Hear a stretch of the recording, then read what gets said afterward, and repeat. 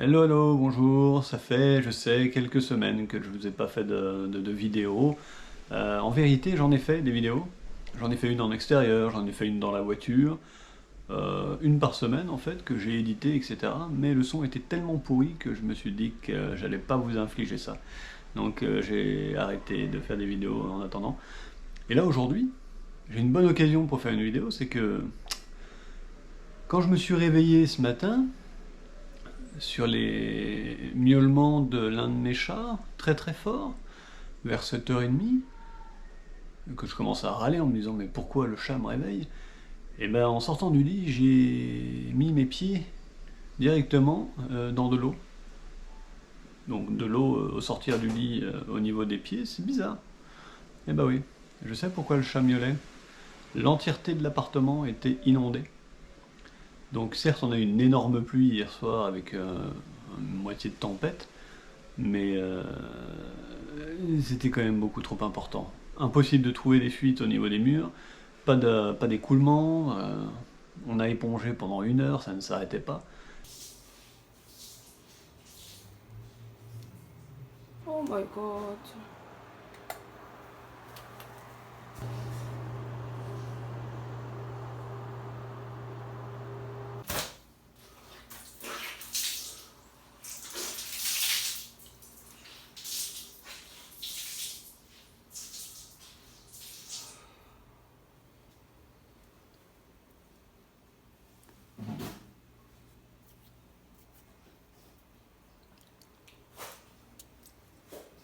Et finalement, après 1 heure d'épongement, de fatigue et d'énervement, eh ben, on a trouvé que en coupant l'eau générale, finalement, eh ben, il y avait vachement moins d'eau qui rentrait au niveau du sol. Et donc, je vais vous montrer. Parce que heureusement, j'ai un ami plombier qui a pu se déplacer pour venir me voir. Donc déjà, je me suis rendu compte que dans la nuit, mon chauffe-eau était mort. Donc chauffe-eau qui coulait déjà, apparemment. Mais j'ai évacué ça parce qu'un goutte à goutte, ça crée pas une inondation de plusieurs centaines de litres.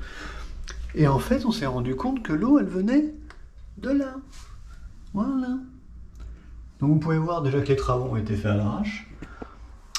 Et finalement, donc, il va falloir péter presque toute la salle de bain pour essayer de refaire toutes les canalisations, toutes les évacuations, et trouver cette fameuse fuite, parce qu'il y a quand même plus de 100 litres à l'heure qui s'écoulent. Donc ça veut dire qu'en attendant, on ne peut pas vivre normalement, on va pas pouvoir faire la vaisselle, on va pas pouvoir prendre de douche, on va pas pouvoir faire de machine, sans éponger au fur et à mesure, pendant que quelqu'un fait quelque chose, éponger la fuite au niveau du sol. Et voilà, donc c'était magnifique. Ça m'a mis de très bonne humeur ce matin. Donc je me suis dit que j'allais vous faire partager ce petit moment de bonheur. Voilà, donc ça c'est fait. Et donc ces petits travaux là pour la douche, ça va me coûter au bas mot une obligation déjà d'aller vivre ailleurs pendant 1 semaine, parce que ça va être du marteau-piqueur, ça va être de la saleté, de la poussière, pas d'eau, pendant au moins 1 semaine de travail. Et ça va me coûter aussi, en plus de trouver un logement, pour 1 semaine, ça va me coûter à peu près, on va dire, entre deux, le carrelage, le ciment, refaire les évacuations, arrivées d'eau, peut-être aussi un petit peu de peinture, et remettre une douche correcte, donc le tarif d'une douche. Donc bref, ça va être un beau petit billet encore. Et j'en profite du coup, parce que c'était l'heure du café, donc je vous souhaite déjà d'avoir un bon café à tous. On va appeler ça le café du dimanche. Et donc, je vais en profiter pour revenir un peu sur les sujets que j'avais essayé d'évoquer les vidéos précédentes que j'ai pas pu mettre en ligne. C'est-à-dire...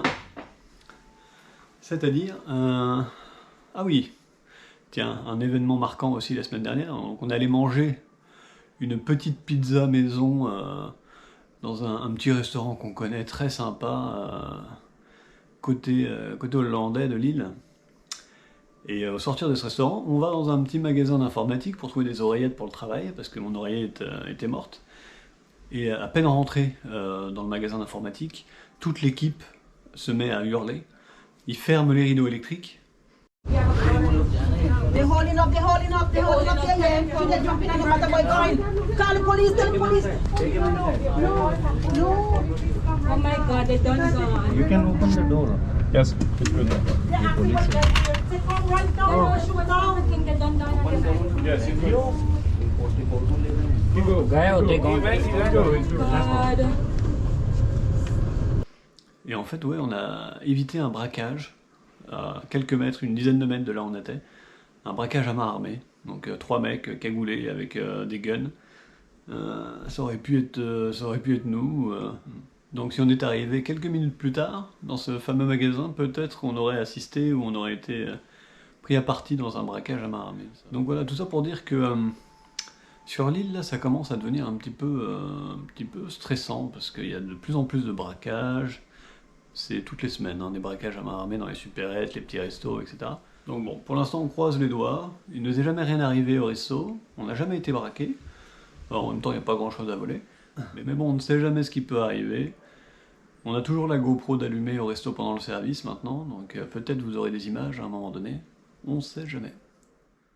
Alors sinon, à part ça, forcément niveau business, avec tous les problèmes mondiaux, la guerre, l'inflation, etc., on sent un petit chouïa de baisse de chiffre d'affaires. On se rend compte que les gens font un peu plus attention à ce qu'ils ont dans leur portefeuille et à ce qu'ils veulent dépenser. Leur sens des priorités change un petit peu. Par exemple, tout ce qui est dessert, boissons, petits extras, etc., ça se vend beaucoup moins bien. Donc ça crée quand même un petit gap dans le chiffre d'affaires, on fait un peu moins de livraison aussi, donc on ressent que la situation est en train de changer. Bon, on travaille quand même bien, hein, pas de soucis, on s'en sort, mais par exemple le projet que j'avais d'avoir un deuxième livreur à un moment donné, ça on oublie. Voilà. On le met de côté, peut-être l'année prochaine, hein, on verra si la conjoncture s'améliore, mais entre l'augmentation de tous les prix, de produits de première nécessité, de l'importation. Là on a pris avec l'euro-dollar en plus, vu que nous on achète tout en dollars, on a pris une baisse de l'euro contre le dollar de 20%. Donc tout ce qu'on achète a augmenté d'à peu près 20%. Sur un calcul hyper simplifié, mais 20% de plus sur tout ce qu'on achète pour le restaurant. Ça veut dire que si à un moment donné on n'augmente pas nos prix, on réduit pas nos coûts, ça va pas passer. Donc j'ai déjà commencé cette année à réduire la qualité de mes emballages, mais je pense que l'année prochaine je vais être obligé d'augmenter mes tarifs, sinon on va pas s'en sortir. Il va falloir être capable d'anticiper et d'être prêt à serrer un peu la ceinture, je pense. Donc à ce niveau-là, pour l'anticipation par exemple, j'ai décidé ces derniers jours, ces dernières semaines, de commencer à investir sur du stockage. J'ai dans mon local, comme vous le savez, un peu de place, donc du coup j'en profite pour commander presque toutes les semaines des boîtes supplémentaires. Je fais le plein, je fais un stock pour pas me retrouver en galère, et pour être sûr, si jamais il y a une rupture d'approvisionnement à un moment donné, de pouvoir continuer quand même à faire tourner le resto. Donc je fais le plein, voilà, de tout ce qui est boîte, emballage, sac, les sauces, tous les ingrédients secs aussi, donc ça veut dire que j'anticipe une commande de riz et de produits coréens par exemple, là, avant même que j'en ai besoin, pour être sûr que je puisse tenir 3-4 mois à ce niveau-là. Voilà. Parce que si, évidemment, je dois fermer le restaurant parce que j'ai pas les produits, ou pas les boîtes, ou etc., en attendant, il faudra quand même que je paye mes employés, il faudra quand même que je paye le loyer, il faudra quand même que je paye mes charges. Moi, je me paierai sûrement pas, mais ça va me coûter tellement cher de fermer le restaurant pour une mauvaise raison, qu'il vaut mieux dépenser un paquet de pognon maintenant pour stocker, pour éviter tout problème dans le futur. Petite gorgée de café encore pour la route.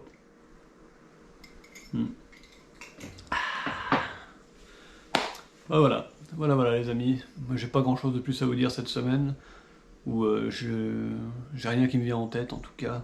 On va dire que les événements de la journée m'ont un peu retourné le cerveau, donc